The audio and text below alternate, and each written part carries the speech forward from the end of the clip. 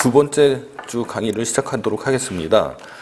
지난 시간에 했던 내용을 잠시 되돌아보도록 하겠습니다. 교재 1페이지를 보시면 우리나라 이제 소송 유형이라고는 제목으로 간단한 설명이 있습니다. 지난 시간에도 이미 말씀드렸지만 세계 주요 국가의 사법제도를 살펴보면은 일원적 사법제도와 이원적 사법제도로 유형을 구분할 수 있습니다. 일원적 사법제도는 미국에서처럼 행정사건이나 뭐 여러 특수한 사건들을 전문적인 이 능력이 필요한 사건들을 일반 법원에서 한꺼번에 그냥 재판하는 그런 방식의 제도고요. 미국이나 일본이 그렇게 하고 있습니다. 이원적 사법제도는 이제 각 전문 법원별로 독립된 최고 법원들이 각각 설치가 돼 있는 거죠. 그래서 독일과 같은 경우에는 6개인가의 그 법원으로 구성되어 있습니다. 양 제도의 이제 장단점을 보면은 이 전문성이라는 측면에서는 이원적 사법제도가 더 우수한데 이 관할 문제가 굉장히 복잡해지는 것이 있습니다. 그럼 우리나라는 어떠냐? 우리나라는 기본적으로 일원적 사법제도 있죠. 기본적으로 일원적 사법제도인데 다만 이제 1심에서는 가정법원하고 이 행정법원이 별도의 전문법원으로 구성되어 있는 약간 좀 독특한 제도를 취하고 있다. 이렇게 말씀을 드렸고요. 그 다음에 우리 행정소송법에서는 행정소송의 종류를 항고소송, 당사자소송, 민정소송, 기관소송 이렇게 4가지로 구분하고 있는데 항고소송과 당사자소송 중심으로 운영이 되고 있다. 뭐 이런 취지의 얘기를 했고요. 그 다음에 행정소송의 의의와 기능에 대해서 말씀을 드렸습니다. 행정소송을 정의하면 법원이 행정사건에 대하여 정식의 소송 절차에 의해서 행하는 재판이다. 이렇게 말씀을 드렸고 기본적으로 사법작용이죠. 따라서 이제 적극적인 어떤 국가작용인 행정작용하고는 여러 가지 면에서 다르다는 점을 말씀을 드렸고요. 그 다음에 행정사건에 관한 재판이다. 먼저 생각해야 될 게 이제 법률상 쟁송성인데요. 이 법률상 쟁송여야지만 법원에서 심리를 해주는 사건이 되는 거죠. 그러니까 모든 생활 사태를 전부 다 법원에서 판단을 하지는 않습니다. 이 법률상 쟁송에 해당해야 되는 거죠. 근데 이제 법률상 쟁송이 뭐냐의 해석 문제인데요. 요거를 전통적인 견해나 아니면 기타 법영 영역에서 소송법 영역에서 생각하고 있는 이 권리 의무 관계에서 나타나는 분쟁으로 해석할 건지 아니면은 그렇게 해석할 근거가 없다.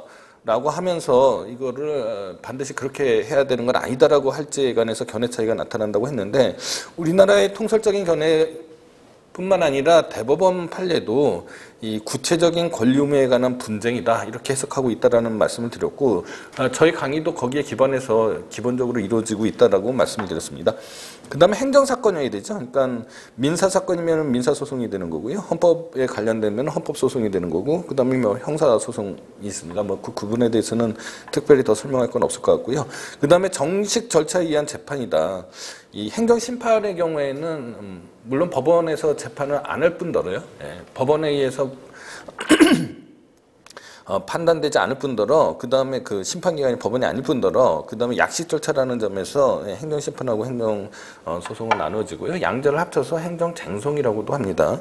그러면 행정소송의 기능으로서 이 행정소송은 기본적으로 소송이기 때문에 국민의 권리구제 기능이 있고요. 그 다음에 행정소송만의 특별한 기능으로서 행정통제 기능 또는 뭐 적법성 보장 기능이라는 게 있습니다. 그런데 어느 것이 그러면 주된 소송이냐, 어느 것이 주된 기능이냐에 관해서 앞에 말씀드렸던 법률상 쟁송을 어떻게 해석하느냐의 문제하고 연관이 되는데요. 통설적인 견해는 권리구제 기능이 기본적인 행정소송의 기능이라고 보는 거고요. 그러한 기능을 주된 것으로 하는 소송을 이 항고소송하고 당사자소송으로 생각하시면 되는데 우리 행정소송법은 항고소송하고 당사자소송은 개괄주의를 채택한 반면에 객관소송인 기관소송과 이 공익소송인 민중소송은 법정주의를 채택하고 있다. 이런 점으로 봤을 때도 벌써 이 통설이 좀 우리나라 행정소송법의 기본적인 태도하고 부합하는 거 아니냐라는 말씀을 드릴 수 있겠습니다. 그 다음에 민사소송과의 관계인데요. 행정사건하고 민사소송의 구별 문제입니다. 그럼 왜 구별하느냐가 먼저 문제가 되는데, 일단 실체법적으로는 뭐, 행정사건은 공법의 일반 원리, 뭐 법률적합성의 원칙이라든지, 뭐, 신뢰부 원칙이라든지 등등등의 공법의 일반 원리가 지배하고 공법이 적용이 되고요. 그죠? 민사소송은, 사법상의 원리죠. 계약자의 원리라든지 사적 자체의 원리 등의 사법상의 원리가 지배되고 사법 규정이 적용이 된다라는 신체법적 관점에서의 그 차이점이 있고요. 소송법적으로는 행정사건은 행정소송법이 적용되고 민사사건은 민사소송법이 적용되고 관할에 있어서도 행정사건은 행정법원 전속관할이 되고 민사사건은 지방법원 관할이 되는 거죠. 그래서 양자의 구분이 굉장히 중요하다. 학설은 뭐 주체설, 종속설, 이익설, 귀속설 이런 설들이 있지만은 우리나라의 일반적으로 통용되는 견해는 이른바 복수기준설이라서 이 복수기준설에 따르면은 종속설과 기속설을 결합해서 국가 또는 공권력의 담당자가 일방의 당사자로서 참가하고 강제력을 가지고 활동하는지 여부를 기준으로 판단해보고 보충적으로 이익설을 적용하는 것 이렇게 된다라고 말씀을 드렸고요. 소송 유형 선택의 허용성 문제인데 이러다 보니까 이게 행정사건이 전속관할이다 보니까 이 원고가 행정사건인지 민사사건인지 잘 구분해서 소제기를 해야 됩니다. 그렇지 않으면 나중에 전속관할 위반으로 다시 심리가 길어지거나 아니면 절차나 비용이 증가되는 위험이 있는데 그 위험을 이게 민사법 구별하는 게 쉽지 않은데 원고에게만 지울 수 있겠느냐라는 고려하에서 이른바 민소행소 병용설이라는 게 주장되기도 했습니다. 민소행소 병용설은 당사자가 민사소송으로 제기하면은 민사소송으로 처리해주고 행정소송으로 제기하면 행정소송으로 처리해주자 뭐 이런 식의 견해인데요. 그러나 뭐 우리나라 대법원뿐만 아니라 일본 최고재판소의 판결에 의하더라도 이 견해는 채택되지 않고 있다 이런 점을 말씀을 드렸고요.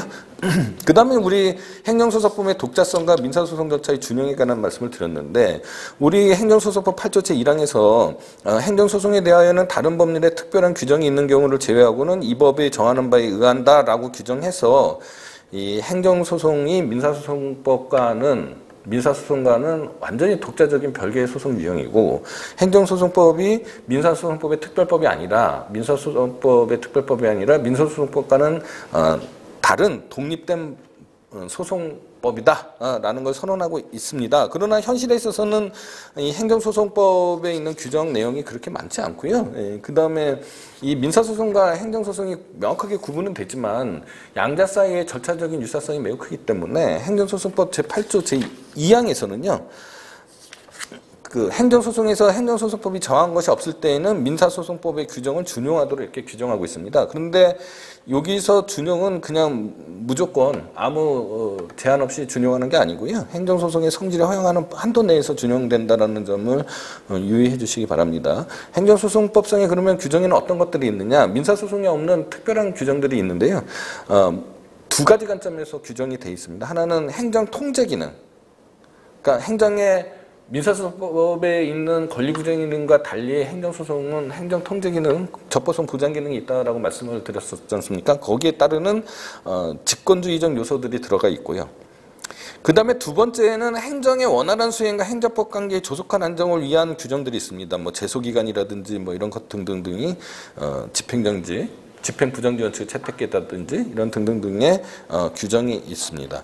행정소송의 한계는요. 이것도 두 가지 관점에서 살펴봐야 되는데요. 소송이라는 사법작용으로서의 한계가 있고요. 그 다음에 이 행정사건을 처리하는 거잖아요. 그러니까 권력분립의 관점에서의 한계를 생각해 볼 수 있는데 뭐 하나는 첫 번째 생각해 볼 수 있는 게 이제 처벌권주의가 지배한다. 이거는 뭐 민사소송도 마찬가지지 않습니까? 그 다음에 주관소송의 원칙이다. 아까 말씀드렸듯이 법률상의 증송을 권리무관계에서 나타나는 분쟁으로 생각하신다라면은 이 법률상 이익이 있어야 되죠. 권리 침해가 있어야 되니까요. 그 다음에 반사적 이익 또는 사실상 이익은 그러니까 법률상 쟁송에 포함이 되는 게 아닌 거죠. 다만 이제 아까 말씀드렸던 뭐 객관 소송 중에서 법정돼 있는 거, 민중 소송이나 기관 소송 중에서 개별법에서 법정돼 있는 거는 거기에 따라서 소송은 허용이 된다라고 말씀드렸고요. 그 다음에 단체 소송에 관해서도 말씀드렸는데 여기서 문제가 되는 단체 소송은 이제 진정 단체 소송이 될 것이고 이게 진정단체 소송은 이 객관 소송의 성격을 가지기 때문에 법률에 특별한 경우가 없으면은 특별한 규정이 없는 경우에는 허용되지 않는다라고 해석해야겠죠. 주류적 견해에 의하면요. 그 다음에 구체적인 사건성입니다. 사건성이 있어야 된다라는 거죠. 이제 규범과 같은 경우는 규범 통제 절차에 따라야지 직접 항고 소송의 대상이 되지는 않습니다. 다만 이제 처분적 이른바 처분적 명령, 처분적 조례의 경우에는 이제 예외적인 현상이 될 것 같고요. 그 다음에 권력 분립에 따른 한계로서 행정의 독자성이 존중되는 부분들이 있지 않습니까? 근데 이게 사법심사가 포기되는 건 아니다라고 말씀드렸습니다. 그냥 통제 밀도가 좀 옅어진다 이렇게 표현해야 될까요? 예, 그런 것들이 있다는 것뿐이죠. 거기에는 이제 재량 판단의 여지, 계획 재량 등등을 생각해 볼 수 있는 거고요. 그러니까 재량을 예를 들어서 설명하면 재량권의 일탈남용은 위법하니까 판단할 수 있지만은 그러나 재량권 내에서 활동한 행위가 뭐 부당하다. 이거는 사법부에서 관여할 수 없다라는 말씀을 드린 겁니다. 그 다음에 통치행위입니다. 이 통치행위는 사실적 통치행위하고 법적 통치행위가 있는데 여기서 문제가 되는 거는 법적 통치행위겠죠. 이 법적 통치행위가 고도의 정치적 성격을 띠고 있기 때문에 이 사법부가 합헌성이나 합법성을 판단할 수 있는지 없는지 여부가 문제가 되는 행위를 통치행위라고 했고, 통치행위 이론 긍정설하고 통치행위 이론 부정설이 있는데, 통치행위론 긍정설은 사법자재설과 내지적 한계설에 근거한 게 현행 판례의 태도, 기본적인 태도라고 말씀을 드렸고, 제 개인적인 견해는 뭐 통치행위론 부정설에 가깝다고 말씀을 드렸습니다. 구체적인 판례는 이미 지난번에 다 말씀을 드렸는데요. 다시 한번 살펴보시도록 하면 좋겠습니다. 그 의무행위의 허용 여부도 나중에 이제 더 자세히 설명을 해드릴 텐데, 현행 판례에 의하면은 의무행 소송이 허용되지 않는다. 다만 그 근거가 권력분립의 원칙에 근거에서 허용되지 않는다 이렇게 설명하지는 않는 것 같습니다. 그냥 입법적으로 의무행 소송을 채택하고 있지 않기 때문에 의무행 소송이 허용되지 않는다라는 이유를 들고 있을 뿐이지 권력분립의 원칙과는 관계없이 지금 설명하고 있다. 요거는 좀 알아두시고 나중에 어차피 뭐 다시 설명할 테니까요. 그때 다시 보시면 되겠습니다. 네, 이게 이제 지난 시간에 강의 내용이었고요. 오늘은 먼저 첫 번째 전반부에서는요, 행정소송의 종류하고, 그 다음에 이 행정상의 법률관계에 따르는 이 행정소송의 유형이 어떻게 매칭이 되는지, 이 부분에 대해서 전반부에 먼저 설명을 해드리도록 하고요. 그 다음에 후반부에는 이 행정소송의 관할, 법원에 대해서 설명을 하도록 하겠습니다. 자, 먼저 이제 첫 번째 부분인데요. 자, 행정소송은 성질에 의해서 민사소송도 마찬가지입니다. 형성소송이 있고 이행소송이 있고 확인소송이 있는 거죠. 형성소송이 있고 이행소송이 있고 확인소송이 있습니다. 자, 확인소송은 뭐 이 법률관계의 존재, 부존재를 확인하는 거죠. 법률관계가 있냐 없냐를 확인하는 게 이제 확인소송이 되는 거고요. 확인소송이 되는 거고요. 그럼 이행소송은 뭡니까? 법률관계의 확인이고요.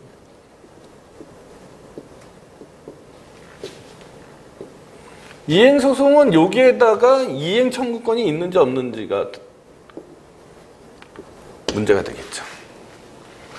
그럼 형성소송은요? 형성소송도 법률관계가 먼저 확인이 되고 거기에 따라서 형성권이 있느냐 없느냐.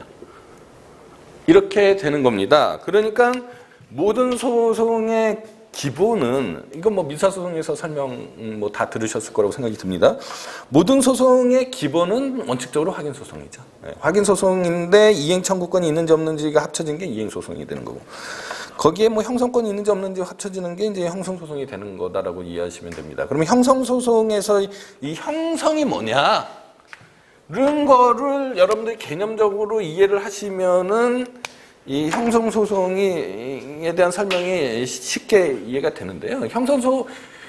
여러분들이 이제 민법 총칙에 여러 가지 법률 용어의 개념들이 다 설명이 되어 있습니다. 거기 형성이라는 개념을 다시 한번 찾아보시면 뭐라고 설명이 되어 있냐면은 법률 관계의 변동을 일으키는 거죠. 그러면 형성 판결은 뭡니까? 어떠한 형성 판결을 선고를 하면은요, 선고에서 확정이 되면 그 즉시 법률관계가 발생, 변경, 소멸되는 거죠. 이게 형성소송입니다. 그러면은 우리 행정소송 유형 중에서 형성소송에 해당하는 거라고 설명되는 게 일반적으로요, 취소소송이 있죠. 물론 취소소송이 형성소송이 아니라고 주장하는 견해도 있습니다만은 통설은 다 형성소송이라고 보는 거죠. 그러면은 어떤 위법한 처분이 있다라고 있어서, 그죠? 있어서 법원이 취소 판결을 한단 말이죠.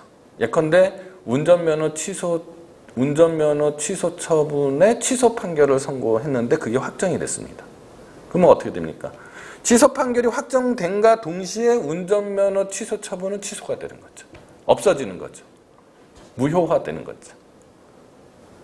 따라서 형성소송은 그 자체로 그 즉시 법률관계가 발생, 변경, 소멸되기 때문에 판결이 확정이 되면은요.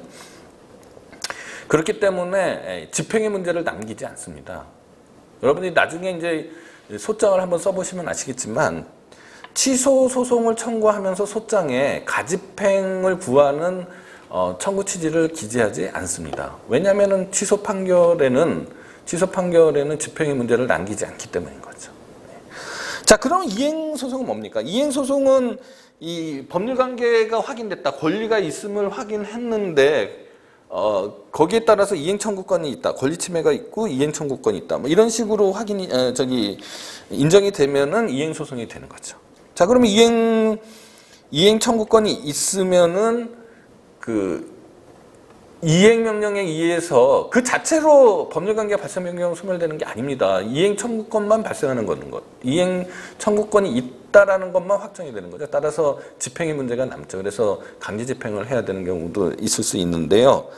자, 그러면은 항고소송에서는 이행소송이라고 할 수 있는 게 의무이행소송하고 예방적 금지소송입니다. 의무이행소송과 예방적 금지소송은 근데 현행법에서는 법정돼 있지 않고 예시돼 있지 않습니다. 열거돼 있지 않습니다. 그러면은 열거돼 있지 않은 항고소송을 이른바 법정의 항고소송이라고 하는데요. 나중에 다시 설명합니다. 법정의 항고소송에 소송을 행정소송법에는 명시되어 있지 않지만은 판례나 학설로서 이론적으로 인정할 수 있겠느냐, 그런 소송 유형을. 법원은 아까도 말씀드렸듯이 권력분립의 원칙에 근거해서 그걸 부인하는 게 아니라 입법 정책상, 사법 정책상의 문제를 봐서, 입법 정책상의 문제를 봐서 입법자가 그 소송 유형을 인정하지 않은 거라고 판단하는 겁니다. 그래서 법정의 항고소송을 인정하지 않고 있습니다.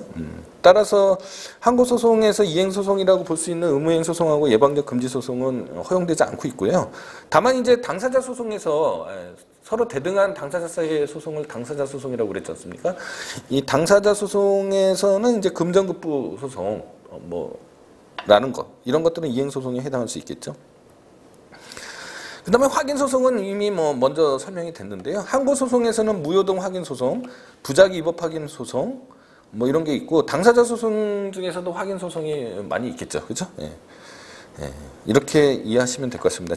그러면은 현행법상으로는, 그러니까 형성소송에는 취소소송을 생각하시면 되는 거고요. 이행소송은 당사자 소송에서의 금전급부 소송과 같은 이행소송들을 생각하시면 되고, 확인소송은 항고소송에서 무효확인 소송하고 부작위 위법 확인 소송, 그 다음에 당사자 소송에서는 공법상 법률관계의 전부를 확인하는 소송과 같은 확인 소송들을 생각하시면 될 것 같습니다. 자, 그게 이제 성질에 따른 분류였고요. 행정소송을 이제 내용에 따라서 분류해 보면은 행정소송법에는 지난번에도 좀 설명을 했는데요. 행정소송법의 행정소송의 유형을 4가지로 구분하고 있습니다. 4가지로 구분하고 있습니다. 지난번에도 말씀을 드렸듯이 행정소송에는 첫 번째 항고소송이 있겠죠. 두 번째 당사자 소송이 있죠. 세 번째 민증 소송이 있습니다. 네 번째 기관 소송이 있는 거죠. 지난번에 이미 설명을 했지만 요 항고 소송과 당사자 소송은 주관 소송으로 보는 거고요. 권리구제 기능을 위한 소송이 있죠. 민중소송과 기관소송은 객관소송이라고 보는 겁니다. 자신의 권리구제와 관계없이 제기되는 소송이죠. 자, 그럼 하나씩 살펴보면, 자, 항고소송은 행정소송법 제3조 1항에서 뭐라고 설명을 하느냐면요. 행정청의 처분 등이나 부작위에 대해서 제기하는 소송, 이렇게 설명하고 있습니다. 그러니까 이 처분에 관한 소송인 거죠. 항고소송은 처분에 관한 소송. 곰곰이 생각해 보시면 항고의 뜻이 뭐죠? 항고의 뜻은 어떤 국가적 기관의 결정이 먼저 선행돼 있고요. 그 선행된 결정에 대해서 리뷰한다라는 거죠. 다시 살펴본다라는 거지 않습니까? 그런 뜻이지 않습니까? 예, 그러니까 그 항고 소송의 대상은 보통 처분이 되겠죠. 처분. 행정행위 처분. 예. 따라서 처분에 관한 소송이고, 처분이 있어야 될 것 같은데 없게 되는 경우도 있을 수 있으니까 부작위가 또 문제가 되겠죠. 그래서 처분이 적극적인 어떤 처분이 있었는데 그 처분이 취소 사유가 있다 라고 생각해서 제기하는 소송은 취소 소송이 되는 거고요. 무효 등의 사유가 있다 그러면 무효 등 확인 소송이 되는 거고요. 처분이 신청했는데 처분을 내주지 않았다. 거부 처분을 했다. 예컨대 아무 말도 안 한다. 이렇게 되면 부작위 위법 확인 소송이 된다. 이 거부 처분은 처분이 있는 거죠. 그러니까 그거는 이제 취소 소송이나 무효 등 확인 소송이 되는 거고요. 제가 잠깐 말실수를 했습니다. 예, 그 다음에 이제 당사자 소송은요. 당사자 소송은 이 행정청의 처분 등을 원인으로 하는 법률관계에 관한 소송, 그 밖에 공법상 법률관계에 관한 소송으로 그 법률관계의 한쪽 당사자를 피고로 하는 소송이다. 이렇게 정의가 되고 있습니다. 여기서 앞에 처분 등을 원인으로 하는 법률관계에 관한 소송은 이제 예시한 거지 않습니까? 그러니까 중요한 거는 뒤에 부분이죠. 공법상 법률관계에 관한 소송인데요. 대등한 공법상 당사자에 관한 소송입니다. 행정 주체하고 행정 객체 사이에 대등한 관계에 있는 거죠. 대등한 관계에서 나타나는 법률성의 분쟁들이 있을 수 있죠. 예컨대 뭐 수돗물 공급을 했는데, 그죠? 수돗물 공급하는 사이에 뭐 분쟁이 있을 수도 있지 않습니까? 예, 이런 것들을 생각해 보시면 되는 거고요. 뭐 공법상 계약이라든지 이런 것도 생각해 보시면 됩니다. 예. 근데 여기서 문제는 이 당사자 소송은요, 사실은 이 앞에 수식어가 더 있어야지 정확하죠. 공법상 당사자의 소송을 말하는 거죠. 사법상 당사자 소송은 우리가 이제 민사 소송이라고 하죠. 이게 보이는지 모르겠네요. 민사 소송. 사법상 당사자 소송은 민사 소송입니다. 그러니까 이게 공법상 당사자 소송하고 사법상 당사자 소송으로 구분한다라고 하면은 이 민사 소송이 바로 이제 사법상 당사자 소송이 되는 거고요. 공법상 당사자 소송은 지금 제가 말씀드리는 그런 거가 되는 거죠. 그 다음에 민중소송을 볼까요? 그러니까 이제 뒤에 이제 이번 학기 말미에 행정쟁송법 말미에 이제 당사자 소송에 관한 설명을 할 텐데, 당사자 소송에 관한 설명을 할 텐데, 이 공법상 당사자 소송인지 사법상 당사자 소송인지에 따라서 관할도 달라지고 뭐 여러 가지가 달라질 수 있잖아요. 예컨대 과세처분이 무효예요. 과세처분이 무효임을 주장하면서 부당이득 반환 청구를 하죠.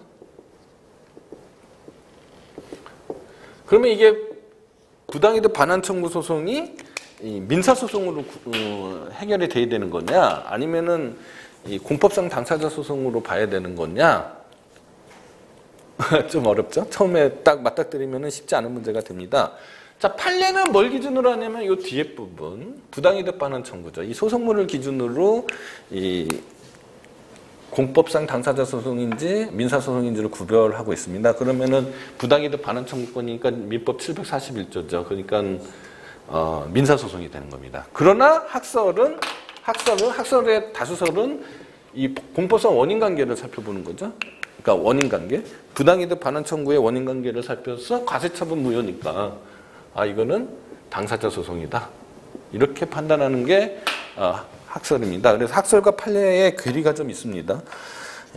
그 다음에 민중소송이에요. 민중소송은 국가 또는 공공단체의 기관이 법률에 위반되는 행위를 한 때에 직접 자기의 법률성 이익과 관계없이 그 시정을 구하기 위해서 제기하는 소송을 말합니다. 그러니까 지금까지의 설명하고는 완전히 다른 소송의 유형이 바로 민증소송입니다. 왜냐하면 지금까지의 소송은 항고소송, 위법한 처분으로 인하여 자신의 권리가 침해됐음을 주장하면서 제기하는 소송이잖아요. 당사자 소송도 예컨대 뭐 공법상 계약을 체결했는데 상대방이 공법상 계약에 따르는 이행을 하지 않았다라는 예를 들면요. 그런 것을 이유로 이 소송을 제기하는 거지 않습니까? 그래서 이 자기의 권리 구제에 따르는 소송인데 이 민증소송은 전혀 그런 거 없습니다. 이 법률상 자기의 법률상 이익하고 아무 관계없이 위법성을 시정하기 위한 소송인 거죠. 그래서 이 민증소송이라는 말 때문에 이게 도대체 무슨 뜻인지 잘 여러분들이 생소하지 않습니까? 이 민증소송, 민중이 뭘까? 예, 이런 생각을 이걸 하시게 되는데요. 이 민중 대신에 공익이라고 생각하시면 됩니다. 그러니까 공익소송이라고 생각하시면 됩니다. 현행법으로는 이제 국민투표 무효소송, 뭐 선거 무효소송, 당선 무효소송 이런 각종 선거나 투표의 무효소송을 생각하시면 되고요. 그 다음에 최근에 이제 자주 빈번하게 문제가 되고 있는 주민소송을 생각하시면 되는 겁니다. 그 다음에 기관소송인데요. 기관소송은 국가 또는 공공단체의 기관 상호 간의 권한의 존부 또는 그 행사에 관한 다툼이 있을 때 이에 대해서 제기하는 소송을 기관소송이라고 합니다. 이게 참 기관소송이라는 말도 문제가 됐죠. 이게 기관이라는 거하고 소송이라는 게 사실은 양립하기 어려운 얘기들입니다. 지난주에 제가 말씀을 드렸지 않습니까? 이 소송이라는 건 법률상의 쟁송이고, 그죠? 법률상의 쟁송은 권리의무 관계에서 나타나는 분쟁이니까 권리를 향유할 수 있는 자격을 가진 사람만이 사람이죠, 사람. 그러니까 법인이나 자연인이 소송의 당사자가 되고, 그래서 그걸 당사자 능력이라고 했습니다. 실체법적으로는 권리 능력이 되는 거고, 소송법적으로는 당사자 능력이 되는 거지 않습니까? 이 당사자 능력을 가지고 자신의 법률상 이익을 구제받기 위해서 소송을 제기하는 것. 이게 소송의 개념인데, 이 기관은 말이에요. 기관은 사람이 아니지 않습니까? 사람의 어떤 예컨대 자연으로 따지면 뭐 오장육부 뭐 이런 것들이 기관이 되는 거잖아요. 뇌 뭐 이런 게 기관이 되는 거잖아요. 법인으로 따지면 기관이 뭐예요? 뭐 대표, 대표이사, 뭐 이사, 감사 이런 게 기관이지 않습니까? 그러면 행정주체라는 사람, 행정주체도 일종의 법인으로 취급한다면은 행정주체라는 사람의 기관은 뭐겠어요? 뭐 행정청 뭐 이런 것들이 되는 거지 않습니까? 그러니까 이 기관 간의 소송이라는 거는 이 소송이라는 기관들이 소송한다라는 거는 이거는 좀 이 형용 모순이죠. 형용 모순에 해당하는 건데 조금 이따 제가 다시 설명을 해드리겠지만 이거를 소송으로 처리해주지 않으면은 아주 곤란한 문제가 생기는 때가 간혹 있습니다. 그런 경우를 대비해서 이 법률에 특별한 규정이 있을 때 제기할 수 있는 소송을 기관소송이라고 하는데요. 근데 여기에 기관소송과 또 유사한 또 헌법재판소의 이 재판 유형이 하나가 있습니다. 그게 바로 권한쟁인데요. 이 헌법재판소법이 생김으로써 이 종래 생각했던 기관소송이라고 생각했던 것들이 이 권한쟁이라는 거하고 이제 또 나뉘어지게 됐습니다. 그래서 행정소송법에서 말하는 기관소송은 동일한 행정주체 사이의 기관소송만을 말하는 겁니다. 동일한 행정주체 사이의 기관소송이라는 걸 말한다. 예컨대 서울특별시 안에 있는 기관들이 있죠. 서울특별시장과 서울특별시 지방의회 요 사이의 소송만은 기관소송이라고 하지, 예컨대 행정안전부 장관과 서울특별시장 사이의 소송은 기관소송이 될 수가 없습니다. 왜냐면은 행정안전부 장관은 국가라는 행정주체 안에 들어있는 거고요. 서울특별시장은 서울특별시라는 행정주체에 들어있지 않습니까? 그러니까 행정주체가 다른 거죠. 다른 행정주체 사이의 기관 간의 소송은 기관소송이라고 할 수가 없게 됐습니다. 왜냐하면 권한쟁의가 헌법재판소법에 들어와 있기 때문에 이렇게 돼 있다고 생각하시면 됩니다. 따라서 현행법 해석상 현행법의 해석상 기관소송이라는 것은 동일한 행정주체 내에서의 기관 간의 소송이라고 생각하시면 됩니다. 참고로 말씀드리면은 헌법재판소법이 생기기 전에는요, 제정되기 전에는 동일한 행정주체 내에서의 기관이라는 제한이 없었습니다. 따라서 국가기관과 지방자치단체의 기관 사이의 소송도 기관소송이라고 봤었거든요. 그런데 이제 헌법재판소법 때문에 이렇게 됐다라는 것을 이해를 하셔야 되고요. 기관소송은 아까도 말씀드렸듯이 객관소송이고요. 이 객관소송의 일종이고요.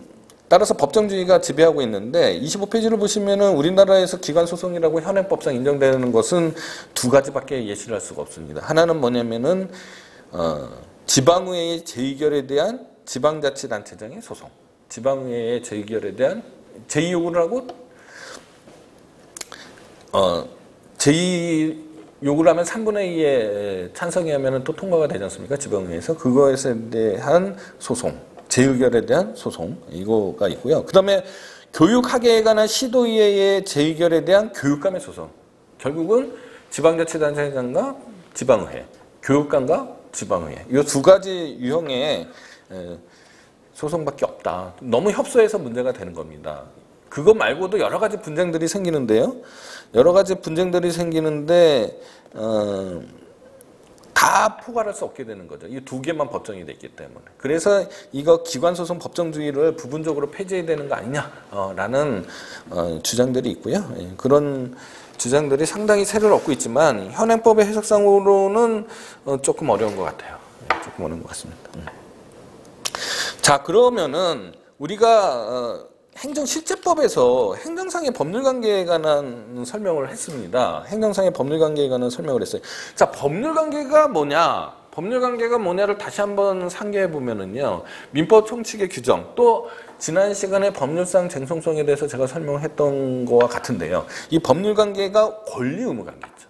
권리의무관계. 그러니까 행정법에서 나타나는 권리의무관계를 우리는 행정상의 법률관계라고 설명을 하고요.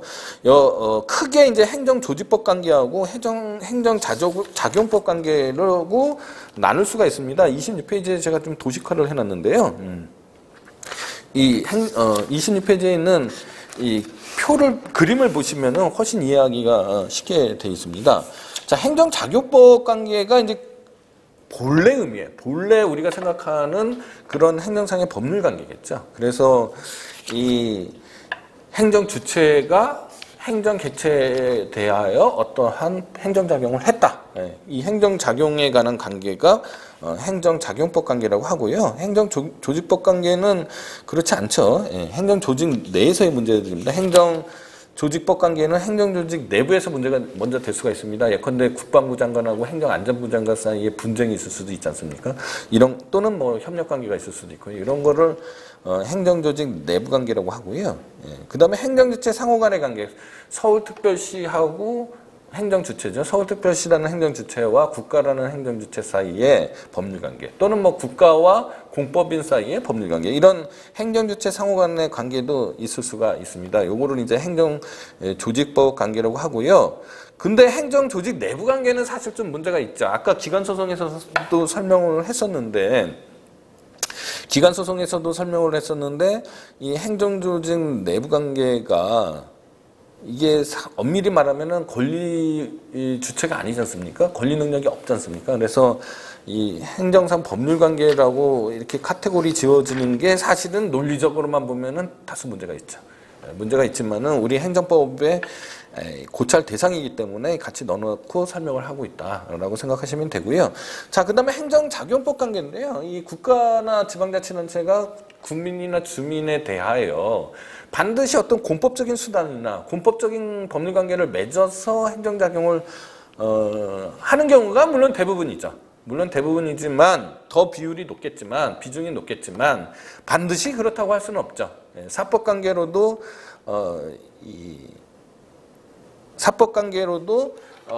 행정작용을 할 수는 있을 것입니다. 그래서 그거는 이제 행정작용법 관계는 이제 크게 공법관계하고 국고관계로 나눌 수 있는데, 이 국고관계에서의 국고가 이제 사법관계라고 생각하시면 되는데요. 이 국고가 무슨 뜻인지에 대해서 그 행정법 시간에 제가 여러분들한테 설명했던 것들을 동영상을 한번 다시 보시면은 설명이 되는데, 네, 그거를 참조해 주시기 바랍니다. 네. 자, 공법 관계는 다시요, 권력 관계하고 관리 관계로 나눌 수 있습니다. 이 권력 관계는 국가나 지방자치단체가 그 상대방인 국민 또는 주민에게 일방적으로 명령 강제하거나 일방적으로죠. 예, 법률 관계를 발생 변경 소멸시키는 관계를 권력 관계라고 합니다. 주로 여러분들이 권력 관계의 수단으로 생각할 수 있는 게 뭐겠습니까? 그 행정 행위나 처분이죠. 예, 행정 행위나 처분이 될 것입니다.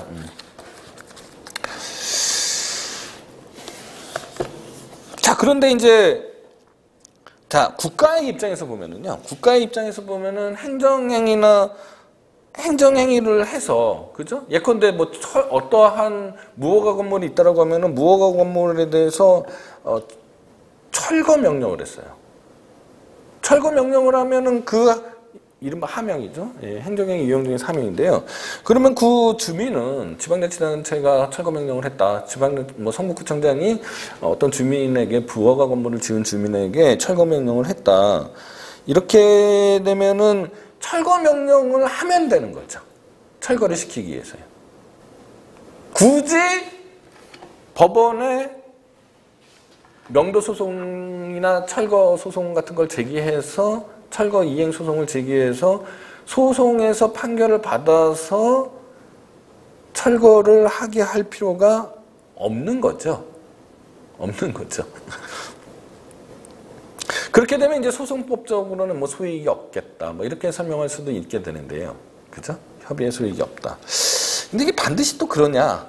요거에 대해서는 또 반론도 있을 수는 있어요. 왜냐면 그렇지 않다고 해석하는 입법 그런 좀 나라도 있고요. 예. 근데 이제 원칙적으로는 그럴 것 같습니다. 원칙적으로. 만약에 그렇지 않는다라고 하는 경우는 좀 예외적인 현상 아닐까라는 생각이 드는데요. 가령 뭐 아까 말씀드렸듯이 어떤 철거 명령을 하면 되는데요. 뭐 철거 소송을 제기한다든지 철거 명령 이행 소송을 제기해서 집행관을 통해서 철거를 한다든지 이런 대집행을 하면 되는데 이런 경우는 원칙적으로 잘 인정이 안 될 것 같습니다. 다만 이제 과세도 마찬가지인데요. 이 과세관청의 경우에도 강제 징수를 하면 되거든요. 예컨대 세금을 부과했는데 과세 처분을 했는데 상대방이 세금을 납부를 하지 않았다. 그러면은 강제 징수를 하면 되는 거죠. 굳이 법원에 금전급부 이행 소송을 제기할 필요가 없는 거죠. 그러면 소익이 없다고 각하될 가능성이 굉장히 높습니다. 다만 이제 어떤 문제가 있냐면은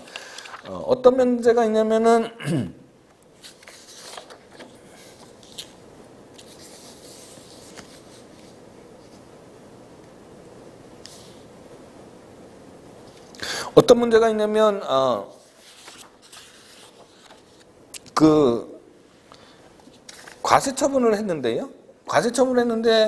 상대방이 이행을 하지 않아서 그 강제 징수를 해야 되는데 소멸시효가 임박했어요. 소멸시효가 임박하게 되면은 그 소멸시효 중단을 위해서는 어쩔 수 없이 이제 소송을 제기해야 되는 경우가 있을 수 있겠죠. 이런 경우에는 이제 허용이 예외적으로 될 것 같습니다. 그렇지 않고서는 강제 징수가 가능함에도 불구하고 굳이 그거를 소송으로 대응해서, 그러니까 자기가 처분을 하면 되는데 소송으로 대응해서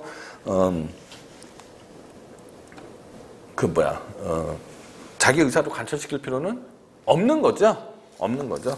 그러니까 행정행위를 할 수 있는 행정청은 자기가 원고가 돼서 소송할 필요가 없는 거죠. 그러니까 소송은 거기에 대한 상대방이 제기하는 거죠. 그러니까 처분에 관한 소송을 상대방이 제기하는 거죠. 그 소송이 바로 항고소송이 되는 겁니다. 권력관계에서 나타나는 소송은 대부분 항고소송으로 처리가 되겠죠. 그 다음에 이제 관리관계입니다. 관리관계는 이제 행정주체가 사업 민법 또는 재산의 관리 주체로서 그 상대방과 사이에 맺는 법률 관계를 관리 관계라고 했지 않습니까? 아까 말씀드렸듯이 뭐 서울특별시가 뭐 주민에 대해서 서울특별시가 주민 요새는 뭐 그게 독립된 서울특별시 시설관리공단인가요? 뭐 그런 데에서 주민에게 이 뭐죠? 이 수돗물을 공급했다 또는 뭐 군법상 계약을 체결했다 이러는데 거기서 나타나는 분쟁은 이 처분과는 관계 없지 않습니까? 이거는 서로 대등한 당사자 사이에서 법률관계에서 나타나는 분쟁이 되고 그 분쟁을 해결하는 소송 절차가 바로 아까 설명드렸던 이 당사자 소송이 되는 거죠. 이 당사자 소송이 되는 거고요.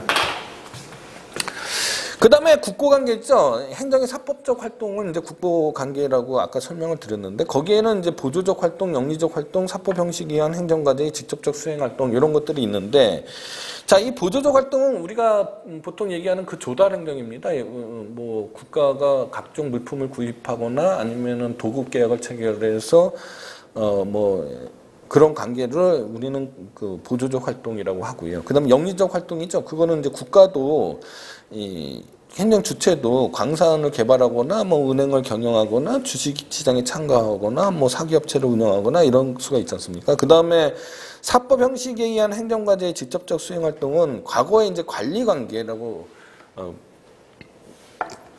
관리 관계로 취급되던 거를요. 반드시 공법적인 관계로만 해결할 필요는 없습니까? 예컨대 그 전화를 생각해 보시면은 좀 이해하기가 쉬운데요. 과거에 여러분들은 아마 태어나기도 전일 수도 있는데요. 그 처음에는 그 전화국이라는 데가 있었어요. 최신부라는 지금의 정보통신부인데요. 예. 산하에 그 전화국이 있어가지고요. 그 전화국에서 이 전화 개설 계약을 체결하고 뭐 이렇게 했었습니다. 그래가지고 그게 이제 관리관계에 해당하는 거였는데요. 그 이후에 이제 뭐 전기통신공사인가요? 그게 K 전화통신공사인가? 그러니까 그게 KT의 전신이 되는데 그 KT의 이 전신인 그 공사가 사법적인 관계로 이 전화 문제를 통신 문제를 해결을 했거든요. 그 이후에는 이제 완전히 사법 관계가 이제 그 저기 뭐야 행정작용법 관계에서 떠난 거죠. KT가 이제 완전 민영화되고 해서 이제 국가 적용이 아니게 됐는데 하여간에 그 통신공사 시절에 그 했던 거는 아마 이 국고 관계로 볼 수도 있을 것 같습니다. 자, 이렇게 되면은 아무리 행정주체의 행정작용이라고 하더라도 사법 형식으로 이루어지는 행정주체의 활동들이지 않습니까? 그러니까 이거는 이 민사소송으로 국고관계는 해결이 될 것이다. 이렇게 생각하시면 되는데요. 다만 뭐가 문제가 되냐면은 그래도 행정주체의 행위지 않습니까? 따라서 이 일반 사인들 사이 어떤 것들하고는 관계들하고는 좀 다른 취급을 해야 되겠죠. 물론 사법관계로 취급은 되지만은 그래서 이른바 행정사법이라는 것이 행정법의 한 이론적 영역으로 구축이 되어 있습니다. 한쪽이 국가 작용이 엄연히 국가 적용이기 때문에 뭐 평등의 원칙이라든지 아니면 자유권 조항이라든지 이런 헌법 원칙들이 관철이 돼야 되는 거죠. 이것이 민법 2조나 103조, 민법 2조 신의성실의 원칙이나 103조 반사회적 행위, 불공정한 법률 행위 뭐 이런 것들이죠. 이런 것들을 통해서 방사되는 거죠. 그렇게 설명하는 겁니다. 그 다음에 행정조직법 관계에서의 분쟁인데요. 행정조직 내부 관계에서 문제입니다. 자, 행정조직은 아까 말씀드렸듯이 행정조직 내부 관계는 법률 관계라고 설명하기가 사실은 좀 어울리지 않는데요. 보통 행정조직은요, 이렇게 피라미드 구조로 되어 있는 거죠. 이런 거를 우리는 개서제라고 설명합니다. 개서제. 그러면은 행정조직 내에 이렇게 서로 수평적인 대등한 관계가 있을 수 있고요. 뭐 예컨대 장관들 사이의 관계죠. 아니면 이렇게 수직적 관계도 쓸 수 있죠. 이렇게 되면 이제 수직적 관계가 되는 거죠. 자, 상급 행정처과 하급 행정처과의 관계는 기본적으로 그 감독 관계가 되는 거죠. 지시 감독 관계가 됩니다. 그래서 그 감독 수단으로서 뭐 감시권, 인가권, 훈련권, 취소 정지권 이런 것들이 있다라고 설명이 되고요. 이거 다 행정실체법 시간에 다 설명했던 부분입니다. 28페이지입니다. 그 다음에 대등한 행정청 사이에는 그 권한의 존중과 협력 관계입니다. 권한의 존중과 협력 관계. 다만 이제 대등한 행정기관 사이에 분쟁이 생기면은 그 상급기관이 개서제니까요. 그 상급기관이 이 분쟁을 처리해 주는 거죠. 그리고 궁극적으로는 이 정점에 있는 국가의 경우에는 대통령이 처리를 해주게 됩니다. 따라서 행정조직 내부에서는 이 소송이 제기될 수가 없는 거죠. 왜냐하면 이 자체로 해결하는 시스템들이 다 갖춰져 있습니다. 이거를 행정조직 내부 불개입의 원칙 뭐 이런 식의 설명을 하게 됩니다. 이것도 지난 학기에 이미 다 설명을 해드렸는데요. 일단 기관 상호 간에는요. 이 기관 상호 간에는 이미 설명을 했지만 이게 사람이 아니지 않습니까? 그러니까 권리 능력이 없고 당사자 능력이 없다. 그 다음에 이 기관 자체에 어떤 법률상 이익이 있는 것도 있을 수도 없지 않습니까? 사람이 아니기 때문에. 그래서 그 다음에 기관 내에서의 문제는 그죠? 처분이라고 볼 수도 없습니다. 왜냐하면 외부법 관계여야지 처분인데 행정주체하고 행정객체 사이의 관계여야지 처분이 될 수 있지 않습니까? 그래야 되는데 그렇지 행정자격법 관계가 형성이 먼저 기본적으로 돼야 되는 거죠. 근데 그렇지 않기 때문에 처분성도 없어서 이 행정조직 내부의 분쟁은 사법부가 개입할 여지가 없는 거죠. 원칙적으로. 이거를 행정 내부 불개입의 원칙이라고 합니다. 그래서 이런 피라미드 구조를 가지고 있기 때문에 이렇게 피라미드 구조를 가지고 있기 때문에 행정의 통일성이 생기게 되고 위계 질서가 생기게 되고 이렇게 되는 거죠. 그런데 문제가 뭐냐? 이게 정점이 이렇게 돼 있지 않는 경우도 있어요. 예컨대 지방자치단체, 서울특별시를 예를 들면은 서울특별시장하고 서울특별시 의회하고 사이의 관계를 한번 생각해 보면요. 양 당사자의, 양 기관 사이에는 특별히 우열관계가 있는 게 아니지 않습니까? 그래서 이 서울특별시장하고 서울특별시 의회 사이에 분쟁이 발생했다. 라고 하면은 이건 큰일이죠. 예컨대 서울특별시 의회가 어떤 조례를 만들었어요. 근데 조례안이 서울특별시장이 위법하다고 생각하고 있습니다. 이렇게 되면은 서울특별시장이 이 사이에 지방의회 사이에 분쟁이 생겼고 이 분쟁을 해결해주는 상급기관이 없게 되는 거죠. 그래서 부득이 이런 경우에 지방자치법을 여러분들이 살펴보시면 아시겠지만 아까 또 말씀드렸지만 지방자치단체장이나 아니면 교육감과 지방의회 사이에 분쟁이 생긴 경우에는 지방자치법에서 대법원에 제소할 수 있도록 이렇게 규정해 놓고 있습니다. 대법원에. 그 소송이 바로 기간소송이 하나의 유형이 되는 거죠. 그런데 문제는 뭐냐면요. 최근에 이제 불거지는 문제인데 이제 국가라고 생각해 보자고요. 자, 이렇게 돼 있는데 이 어떠한 행정 조직이 바깥에 있는 경우도 있습니다. 이런 개서제 바깥에 있는 경우가 있습니다. 즉 대통령과 독립적인 기관이 있을 수 있는 거죠. 예컨대 국가권익위원회에서 위원회 같은 경우는 대통령의 지휘감독 관계에 있다고 볼 수 없는 거지 않습니까? 그러니까 이거는 이 행정조직 시스템의 바깥에 놓여 있는 거죠. 그러니까 이 대통령이 어떻게 할 수가 없습니다. 이렇게 되면은 그런데 여기서 어떤 행정기관에 대해서 요 기관에 대해서 어떤 처분과 같은 행정작용을 했단 말이죠. 예를 들면은 주 43번에 보면은 국민권익위원회가 시도선거관리위원회 위원장에게 중징계를 요구를 취소하고 향후 신고로 인한 불이익 처분 또는 근무 조건상의 차별을 하지 말 것을 요구하는 내용으로 하는 조치 요구를 했단 말이죠. 또는 국민권익위원회가 소방청장에게 인사에 관련해서 부당한 지시를 하였다는 이유로 이를 취소할 것을 요구하는 그런 조치를 내렸단 말입니다. 그러면은 이 소방청장이나 아니면은 시도 선거관리위원장이 이 조치를 따르지 않으면은 뭐 과태료인가요? 과징금인가를 부과받을 수도 있고 뭐 형사처벌마저도 과태료 부정 아니 형사처벌도 뭐 당할 수도 있고 뭐 이런 경우도 있을 수가 있습니다. 근데 다툴 수 있는 방법이 없어요. 왜냐면은 아까도 말씀드렸듯이 자기는 이제 그 권리 능력, 당사자 능력도 없고 법률상 이익이라고 볼 수도 없다 뭐 이런 식으로 판단되면 이게 큰일이지 않습니까? 그래서 이런 경우에 어떻게 해결할 거냐.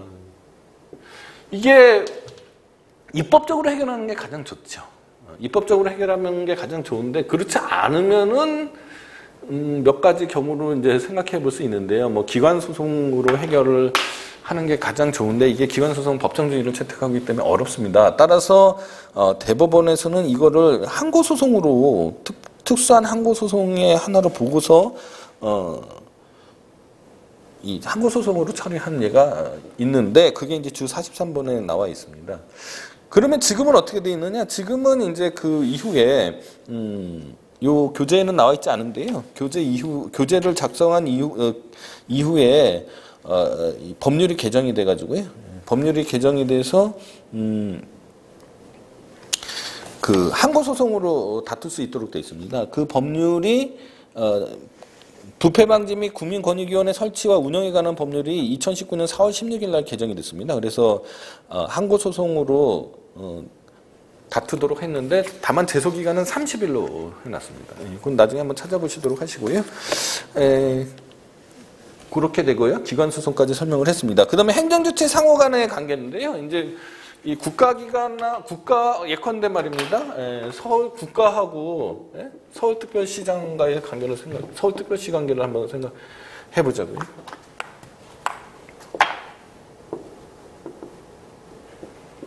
자, 그러면 이게 행정주체 상호 간의 관계가 되지 않습니까? 행정주체 상호 간의 관계가 되는데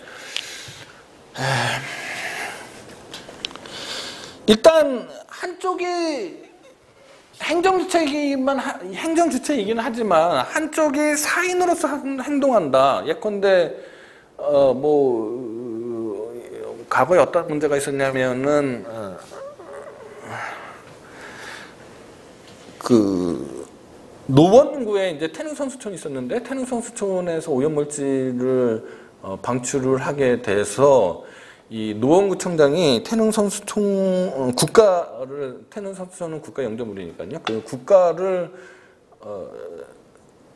대상으로 상대방으로 해서 정화 명령을 내린 적이 있었습니다. 정화 명령은 이런 식으로 된다. 한쪽이 그러니까 이 행정작용법 관계의 규율 대상이 된다. 이렇게 되면은 뭐 문제가 안 되죠. 왜냐면은 그 경우에는 뭐 만약에 처분으로 했으면 항고소송으로 그 작용의 성격에 따라서 처분으로 돼 있으면 항고소송으로 되고 뭐 당사자 소송도 될 수 있고 뭐 민사소송도 될 수 있고요. 뭐 이렇게 다 되는데 거기에 해당해서 맞춰주면 되는데 문제는 둘 다 공권력 주체로서 활동을 하는 겁니다. 국가도 공권력 주체고 서울특별시도 공권력 주체로 활동을 하면서 상호 간의 관계에서 분쟁이 발생했다. 이러면은 어떻게 할 거냐는 거죠. 이런 거를 규율하는 게 지방자치법이죠. 지방자치법에서는 국가가 지방자치단체를 감독, 개입, 관여할 수 있는 수단들을 다양하게 규정해 놓고 있습니다. 왜냐하면 지방자치단체가 위법부당하게 어떤 행동을 할 수도 있지 않습니까? 그래서 국가가 거기에 대해서 관여할 수 있는 수단들이 여러 개가 있는데요. 가장 중요한 수단은 두 가지로 볼 수 있습니다. 두 가지로요.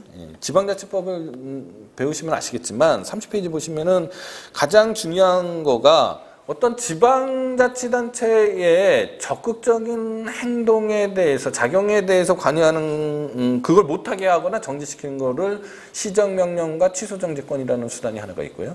그리고 오히려 반대로 지방자치단체가 어떠한 행위를 해야 되는데 태만하고 있다. 그렇게 되면은 직무이행명령하고 이 있습니다. 직무이행명령 제도가 있습니다. 즉 취소정지권과 이행명령으로 국가는 이 두 가지 축을 가지고서 지방자치단체의 위법한 행위에 대해서 개입할 수 있게 돼 있습니다.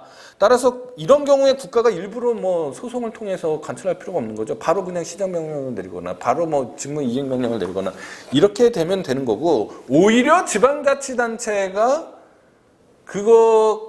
그러한 명령을 받은 지방자치단체가 국가를 상대로 소송을 제기하는 방법이 있는지 없는지가 문제가 되는 거죠. 일단 지방자치법에서는 취소정지권이라든지 아니면은 뭐죠? 이 직무 이행 명령에 대해서는 대법원에 제소할 수 있도록 이렇게 규정돼 있습니다. 그래서 이 단심으로 돼 있고요. 그거는 이제 일종의 항고 소송이죠. 그런데 지방자치단체장이 제기하고요. 일반적인 항고 소송하고는 다소 좀 다른 특징이 있기 때문에 특별한 유형의 항고 소송이라고 설명을 하고 있습니다. 자, 그러면은 이렇게 지방자치법과 같은 데에서 국가와 지방자치단체 사이에 분쟁이 생겼을 때 해결하는 방법이 그 해결하는 소송이 규정돼 있으면은 문제가 없죠. 문제가 없는데 만약에 규정이 없다면 어떻게 하냐는 거죠. 규정이 없다면은 이렇게 되면은 이제부터는 이제 완전히 이론의 세계로 넘어가는 거죠. 이렇게 되면 문제입니다. 이거는 이제 제 생각이 될 수밖에 없는데요. 이렇게 되면은 이 지방자치단체 해당 사무가 뭐냐가 일단 어떤 일을 했는지, 지방자치단체가 국가와 대등한 관계에서 자치권을 행사한다. 그러면 국가하고 지방자치단체는 대등한 관계지 않습니까? 예컨대 자치사무라든지 단체임 사무를 처리하다가 국가하고 분쟁이 생겼다. 이렇게 되면은 국가와 자치권을 가지고 있는 자치권을 행사하는 지방자치단체 사이의 관계이기 때문에 이 경우는 그냥 국가 내부기관이 아니라고 봐야 되는 거죠. 그래서 지방자치단체에서 국가를 상대로 항고소송을 제기한다든지 이렇게 할 수 있을 것 같습니다. 그런데 만약에 기관이임 사무를 처리하고 있다. 지방자치단체장이 국가 사무를 위임받아서 처리하고 있다. 이렇게 되면은 마치 이제 행정조직 내부 관계가 되는 거죠. 행정조직 내부 관계하고 유사한 관계가 된다라고 생각이 되는 거죠. 따라서 이런 경우에는 법률에 특별한 규정이 있지 않고서는 항고소송을 제기할 수 없다라고 생각하는 게 제 견해입니다. 저 앞에 판례 30페이지 하단에 있는 판례는 이게 국가가 지방자치단체장에게 취소정지권을 행사하거나 직무이행명령을 행사할 수 있음에도 불구하고 소송적인 방법으로 그것을 관철하려고 했을 때 그 소송이 허용되지 않는다라는 것을 선언한 그런 판례라고 보시면 될 것 같습니다. 그렇고요.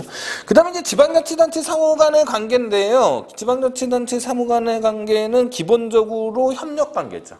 협력관계고 그거를 조정할 수 있는 조정기구가 중앙분쟁조정위원회가 있고 그 다음에 지방분쟁조정위원회 같은 조정기구들이 있습니다. 이런 조정 절차 말고 그럼 법원에 제소해서 분쟁을 해결할 수는 없겠느냐? 법원에 제소해서 분쟁을 해결할 수 없겠느냐? 이런 의문이 있을 수가 있겠죠. 이거는 아까 국가하고 지방자치단체 사이의 상호관계에서 나타나 있는 제가 설명했던 그것에 대응해서 해결하면 될 것 같고요. 다만 이제 지방자치단체 상호 간의 권한쟁의는 형법재판소의 관장사항으로 되어 있다는 것도 유념해 주시기 바랍니다.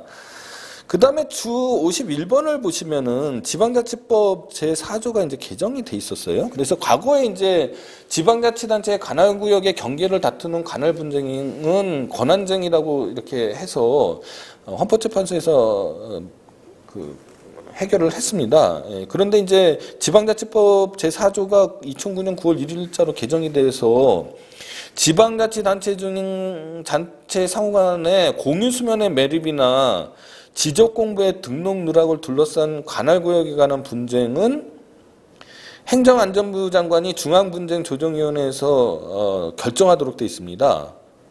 그리고 그 결정에 불복하려면은 대법원에 제기해야 되는 거죠. 소를 제기해서 해결하는 거죠. 따라서 과거에 이제 관할구역 경계를 다투는 관할 분쟁은 헌법재판소에서 권한쟁의 심판으로 모두 다 해결이 되어 왔는데